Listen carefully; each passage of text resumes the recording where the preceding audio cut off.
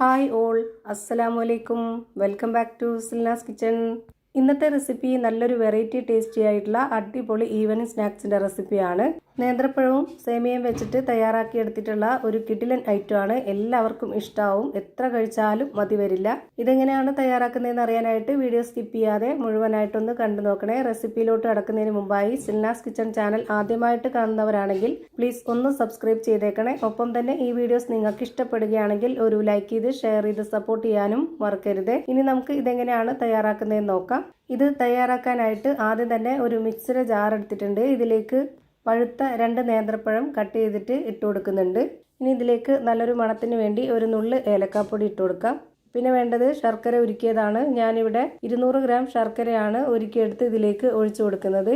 ഇത് ഉരുക്കിയെടുത്തത് 250 ml കപ്പിന്റെ അളവിൽ 1 കപ്പും പിന്നെ ഒരു കുറച്ച് കൂടെ ഉണ്ട്. ഈ നേന്ത്രപ്പഴം അരച്ചെടുക്കുമ്പോൾ നല്ലപോലെ അരച്ചെടുക്കരുത്, കുറച്ച് കട്ടകട്ടയായിട്ട് കിടക്കുന്ന രീതിയിൽ അരച്ചെടുക്കണം.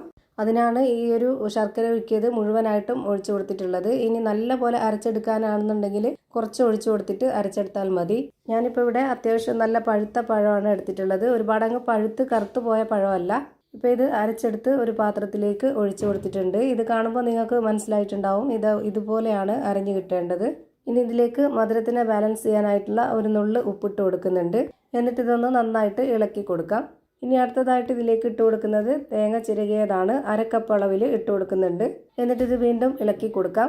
ഇനി അടുത്തതായിട്ട് ഇതിലേക്ക് ഇട്ട് കൊടുക്കുന്നത് റവയാണ്. വറുത്ത റവയാണ് ഞാൻ ഇതിലേക്ക് ഇട്ട് കൊടുക്കുന്നത്. വറുത്ത റവ തന്നെ ഇട്ട് കൊടുക്കാൻ വേണ്ടി നോക്കുക, എന്നാലേ നമ്മൾ ഉദ്ദേശിക്കുന്ന ആ ഒരു കറക്റ്റ് പരുവത്തിലും ടേസ്റ്റിലും കിട്ടുള്ളൂ. ഞാനിപ്പോൾ ഇവിടെ ഇതുപോലൊരു സ്പൂൺ അളവിൽ 4 ടേബിൾ സ്പൂണോളം റവയാണ് ഇട്ട് കൊടുത്തിട്ടുള്ളത്. ഇനി ഇത് ഒന്നുകൂടി നല്ലപോലെ ഇളക്കി യോജിപ്പിച്ച് കൊടുക്കാം. ഒട്ടും കട്ടയാവാത്ത രീതിയിൽ നന്നായിട്ട് ഇളക്കി കൊടുക്കണം. ഈ റവ ഒന്ന് കുതിർന്ന് വരാനായിട്ട് ഒരു 30 മിനിറ്റ് നേരത്തേക്ക് റെസ്റ്റ് ചെയ്യാനായിട്ട് മാറ്റി വെച്ചിരിക്കാം. ആ ഒരു സമയം കൊണ്ട് ഒരു കാര്യം കൂടി ചെയ്യാനുണ്ട്. അതിനായിട്ട് ഞാനിവിടെ സ്റ്റവിലേക്ക് ഒരു പാൻ വെച്ച് കൊടുത്ത് ഫ്ലെയിം ഓൺ ആക്കി കൊടുത്തു. ഇനി ഇതിലേക്കൊരു 1.5 ടേബിൾ സ്പൂൺ അളവിൽ നെയ്യ് ഒഴിച്ച് കൊടുത്തതിന് ശേഷം 250 ml കപ്പിന്റെ അളവിൽ ഒരു 1.25 കപ്പ് അളവിൽ സേമിയ പൊട്ടിച്ചിട്ട് കൊടുക്കാം. ഈ നെയ്യിൽ സേമിയ ചെറുതായിട്ടൊന്ന് വറുത്തെടുക്കുന്നുണ്ട്. ഇതുപോലെ ഒന്ന് കളർ ചേഞ്ച് ആയി ഈ ഒരു രീതിയിൽ വറുത്ത് കിട്ടുമ്പോഴേക്ക് നമുക്ക് ഇതിലേക്ക് ഇനി ചൂടായ വെള്ളം ഒഴിച്ചു കൊടുക്കാം. ചൂടായെന്ന് പറയുമ്പോൾ നല്ല തിളച്ച വെള്ളമാണ് ഞാൻ ഇതിലേക്ക് ഒഴിച്ചു കൊടുക്കുന്നത്. ഈ വെള്ളത്തിന് പ്രത്യേകിച്ച് കണക്കൊന്നും പറയുന്നില്ല. ഈ സേമിയ വെന്ത് വരണം. വെന്ത് വരുമ്പോൾ ഈ വെള്ളമൊക്കെ വറ്റി നന്നായിട്ട് കുഴഞ്ഞു കിട്ടണം. ഒരു 2 മിനിറ്റ് ആകുമ്പോഴേക്ക് ഈ ഒരു സേമിയ വെള്ളമൊക്കെ വറ്റി നന്നായിട്ട് വെന്ത് കിട്ടും. ഇപ്പോൾ ഇതാ നന്നായിട്ട് വെന്ത് കിട്ടിയിട്ടുണ്ട്. ഇനി നമുക്കിതിൻ്റെ ഫ്ലെയിം ഓഫ് ചെയ്ത് കൊടുക്കാം. ഇനി നമ്മളിത് നേരത്തെ റെഡിയാക്കി വെച്ചിരുന്ന ആ ഒരു റവ നേന്ത്രപ്പഴം മിക്സിലേക്ക് മുഴുവനായിട്ടും ഇട്ട് കൊടുക്കാം. ഇനി ഇതെല്ലാം കൂടെ നന്നായിട്ട് ഒന്നുകൂടി ഇളക്കി യോജിപ്പിച്ച് കൊടുക്കാം.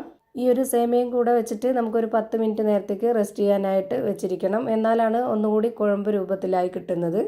ഒരു 10 മിനിറ്റ് നേരം ഇങ്ങനെ വെച്ചിരുന്നതിന് ശേഷം നോക്കുമ്പോഴേക്ക് നല്ല കുറുകി ഒന്നുകൂടെ കുതിർന്ന് കിട്ടിയിട്ടുണ്ടാവും. ഇപ്പോൾ ദാ നല്ല രീതിയിൽ കുറുകി കിട്ടിയിട്ടുണ്ട്. ഇനി നമുക്ക് അടുത്തതായിട്ട് ചെയ്യേണ്ടത്, ഇതിന് ഞാൻ ആവിയിലാണ് വേവിച്ചെടുക്കുന്നത്. അതിനായിട്ട് ഇലയും കൂടെ വെട്ടിവെച്ചിട്ടുണ്ട്. വാഴയില കുറച്ചൊന്ന് നെയ്യ് സ്പ്രെഡാക്കിയതിന് ശേഷം ഈ ഇല വാട്ടിയതിന് ശേഷമാണ് ഞാനിങ്ങനെ ചെയ്തിട്ടെടുക്കുന്നത്. അപ്പോൾ ഈ ഇല കീറാതെ നല്ല രീതിയിൽ കിട്ടും.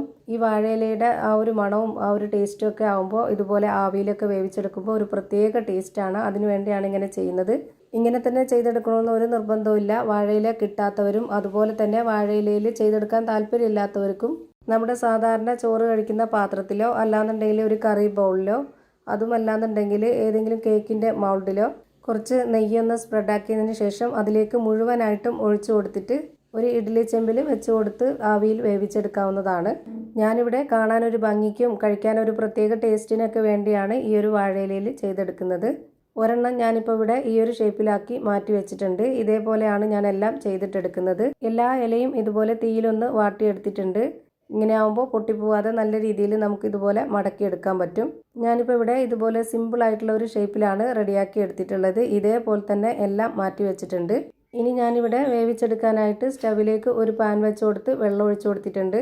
ഇതിനുള്ളിലേക്ക് ഒരു റിങ് ഇറക്കി വെച്ച് കൊടുത്തതിന് ശേഷം ഇടിയപ്പം തയ്യാറാക്കുന്ന ആ ഒരു അരിപ്പുള്ള പാത്രത്തിലേക്ക് മുഴുവനായിട്ടും ഇത് അടുക്കി വെച്ച് കൊടുത്തിട്ട് ഇതിനുള്ളിലേക്ക് ഇറക്കി വെച്ച് കൊടുക്കുന്നുണ്ട്. ഇനി ഇതൊന്ന് അടച്ചു വെച്ച് കൊടുത്തതിന് ശേഷം വെള്ളം തിളയ്ക്കുന്നവരെ ഹൈ ഫ്ലെയിമിലും തിളച്ചതിന് ശേഷം ലോ ഫ്ലെയിമിലും ഇട്ട് കൊടുത്തിട്ട് ഒരു 30 മിനിറ്റ് സമയം വരെ ഇത് വേവിക്കാം. അപ്പോഴേക്ക് നമ്മുടെ അടിപൊളിയായിട്ടുള്ള നല്ല ടേസ്റ്റി ആയിട്ടുള്ള ഒരു പലഹാരം റെഡിയായി കിട്ടും. ഇതുപോലെ ഒന്ന് തയ്യാറാക്കി നോക്കണം, എല്ലാവർക്കും ഇഷ്ടാവും. നല്ലൊരു വെറൈറ്റി ടേസ്റ്റാണ്. ഇതിനുള്ളിൽ നിന്ന് ഞാനിപ്പോൾ ഒരെണ്ണം എടുത്ത് കാണിച്ചു തരാം. ഇപ്പോൾ ഇതാ കാണുമ്പോൾ തന്നെ നിങ്ങൾക്ക് അറിയാൻ പറ്റും, വായിലൊക്കെ വെള്ളം വരുന്ന ആ ഒരു ടേസ്റ്റും മണമൊക്കെയാണ് ഇതിന്ന്. അപ്പോൾ ഇത്രയേ ഉള്ളൂ ഇന്നത്തെ വീഡിയോ ഇഷ്ടമായാൽ ലൈക്ക് ചെയ്യാനും കമൻറ്റ് ചെയ്യാനും ഷെയർ ചെയ്യാനും മറക്കരുത്. അതുപോലെ തന്നെ ഞാനിടുന്ന പുതിയ വീഡിയോസ് നോട്ടിഫിക്കേഷനായിട്ട് കിട്ടുന്നതിന് വേണ്ടി സബ്സ്ക്രൈബ് ചെയ്ത് ബെല്ലൈക്കൺ അമർത്തി അതിൽ ഓൾ എന്ന ഓപ്ഷൻ എനേബിൾ ചെയ്ത് കൊടുക്കാനും മറക്കരുത്. പുതിയൊരു വീഡിയോയുമായി വീണ്ടും വരും. Thank you for watching.